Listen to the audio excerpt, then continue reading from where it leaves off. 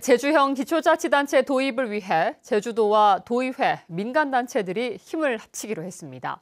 도민 여론을 내세워 정부가 주민투표를 실시하도록 요구하겠다는 건데 정부의 입장은 아직까지 불투명합니다. 보도에 조인호 기자입니다. 기초자치단체 도입 범도민운동본부와 제주도, 도의회가 한자리에 모였습니다.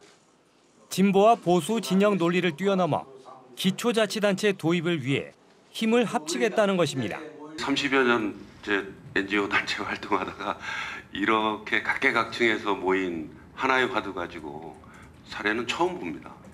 이거는 진영을 떠나서 상대 제주의 역사를 한 획을 그어야 되는 그런 시점에 와 있다고 저는 생각을 합니다. 제주도와 도의회는 적극적으로 지원하겠다고 밝혔습니다. 저희의 역사를 한 단계 더 진전시키는 데 도움이 될 것이고 또 제주 공동체의 위상을 높이는 데도 저는 큰 도움이 될 것이라고 생각을 합니다. 기초자치단체 범도민운동본부는 주민투표 실시를 촉구하는 대정부 서명운동과 대도민 홍보활동을 추진하기로 했습니다. 정부는 주민투표를 지원하라. 제주도와 도의회가 정부의 주민투표 연내 실시를 건의한 것은 지난달 25일.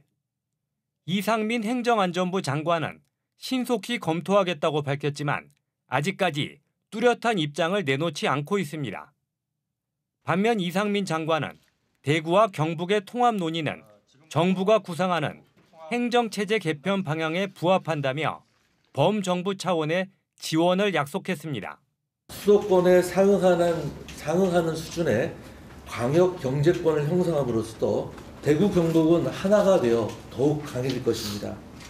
행정안전부가 인구 감소에 따라 지자체를 통합하는 미래지향적 행정체제 개편 권고안을 연말까지 제시하기로 한 점도 제주형 기초자치단체 도입에 변수가 될 것으로 보입니다.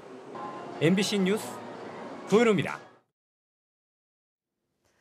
일반적인 연꽃과 달리 꽃 전체에 가시가 달린 가시연꽃이 제주에서 처음 발견됐습니다.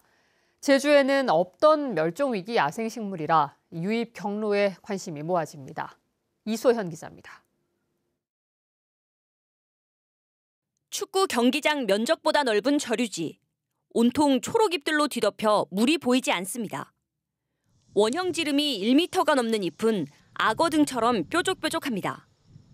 잎을 뚫고 긴 꽃대가 솟아올라 보라색 꽃이 피었는데 꽃 전체에 뾰족뾰족한 가시가 돋아 있습니다. 멸종위기 야생식물 2급으로 지정된 가시연꽃입니다. 당시에는 이제 뭔지 모르고 수련이나 연꽃이 있겠구나 싶어서 이제 카메라를 당겨서 봤는데 제가 평소에 잘 보지 못했던 그런 연꽃의 모양이더라고요. 가시연꽃은 주로 경남 창녕군과 양산시 등 오래된 연못이나 자연습지에서 서식하는 것으로 알려졌는데 제주에서 군락지가 발견된 건 이번이 처음입니다. 가시연꽃은 낮에 피었다가 밤이 되면 꽃잎이 닫혀 낮에만 볼 수 있는 꽃인데요. 여름 개화 시기를 맞아 눈길을 끌고 있습니다. 가시연꽃이 군락을 이룬 저수지는 성인 허리 높이보다 얕은 수심에 물결이 거의 없어 가시연꽃이 서식하기에 적합했던 것으로 보입니다. 제주도 세계유산본부는 과거 위성사진을 분석한 결과 짧은 기간에 군락지가 생긴 점으로 미뤄 인위적인 유입 경로가 있었을 것으로 보고 있습니다. 근데 뭐 다른 데는 이게 지금 자생제가 한 번도 발견된 적이 없어서 그래서 뭐 사람이 인공으로 옮겼던가 아니면 물새나 뭐 이런 것들에 의해서 산포될 수도 있으니까 뭐. 제주에서 처음으로 발견된 멸종위기종 가시연꽃 군락지. 제주도 세계유산본부는 서식 환경 등을 모니터링하고 주변으로 조사를 확대해 보존이나 활용 방안 등을 논의할 계획입니다. MBC 뉴스 이소연입니다.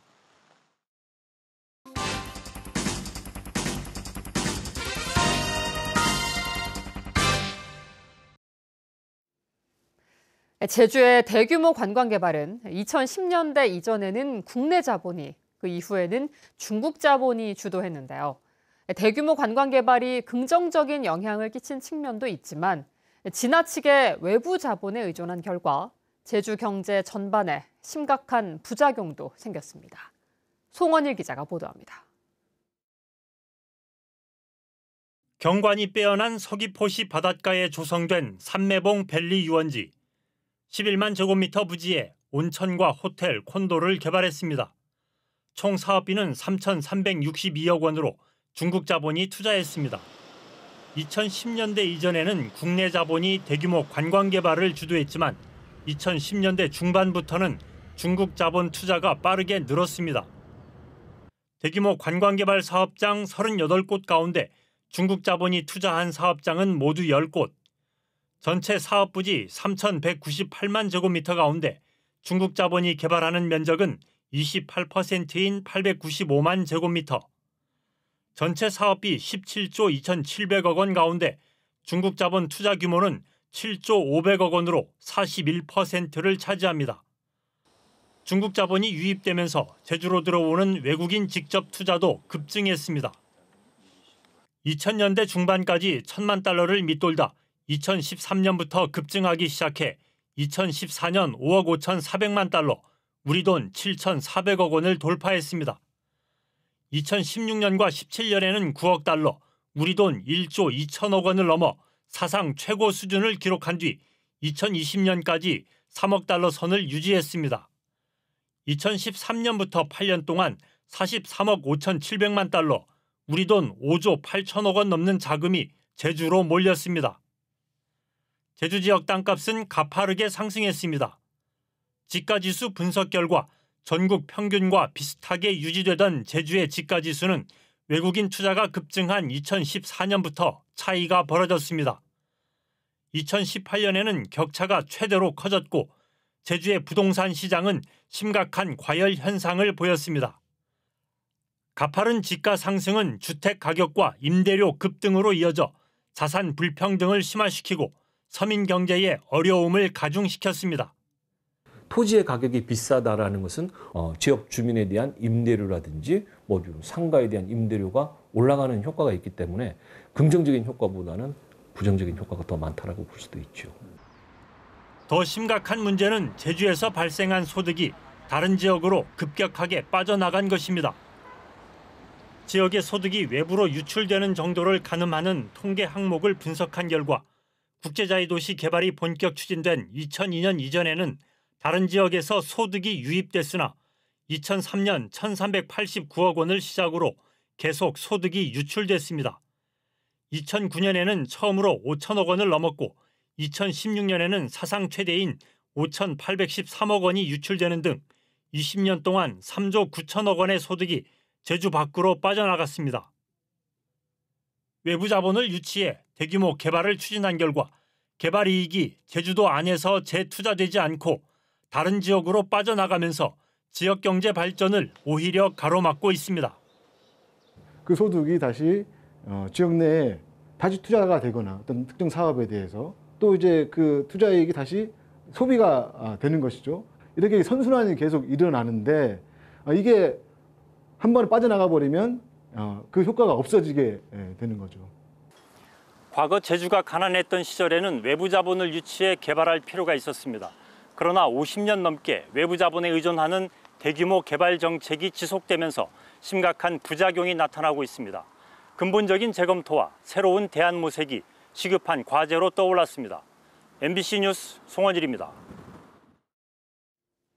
제9호 태풍 종다리가 소멸한 가운데 제주에서는 큰 피해가 발생하지 않았습니다. 제주도 소방안전본부에 따르면 이번 태풍으로 나무가 쓰러지고 전선이 늘어졌다는 신고 2건이 접수됐고 스노클링을 하던 20대가 바다에 빠져 병원으로 이송되는 사고가 발생했습니다. 태풍으로 어제 항공기 한 편이 결항되고 217편이 지연됐고 오후 4시 이후에 여객선은 모두 결항됐지만 오늘은 정상 운행했습니다. 한편 제주도는 태풍으로 출입이 금지된 포구에서 물놀이를 하다 다친 20대 남성에 대해 재난안전관리법 위반으로 과태료를 부과할 방침입니다. 계속되는 폭염으로 온열 질환자가 잇따른 가운데 제주에서도 올 들어 첫 사망자가 나왔습니다. 제주도는 지난 3일 오후 5시 반쯤 서귀포시의 한 창고 앞에서 열사병 증상으로 쓰러진 90대 여성이 병원에서 치료를 받던 중 보름 만인 지난 18일 숨졌다고 밝혔습니다. 제주에서는 올 들어 온열 질환자 98명이 발생했는데 작년보다 24% 늘었습니다. 폭염으로 양식장에 고수온 피해가 잇따르고 있습니다. 서귀포시는 현재까지 양식장 32곳에서 고수온 피해를 신고했고 이 가운데 30곳은 지하 해수가 없는 대정읍 지역에 집중됐다고 밝혔습니다. 양식장 수온이 28도가 넘으면 산소 부족과 면역력 저하로 양식 광어가 폐사할 수 있는데 서귀포시에서는 지난해 양식장 41곳에서 고수온 피해 29억 원이 발생했었습니다.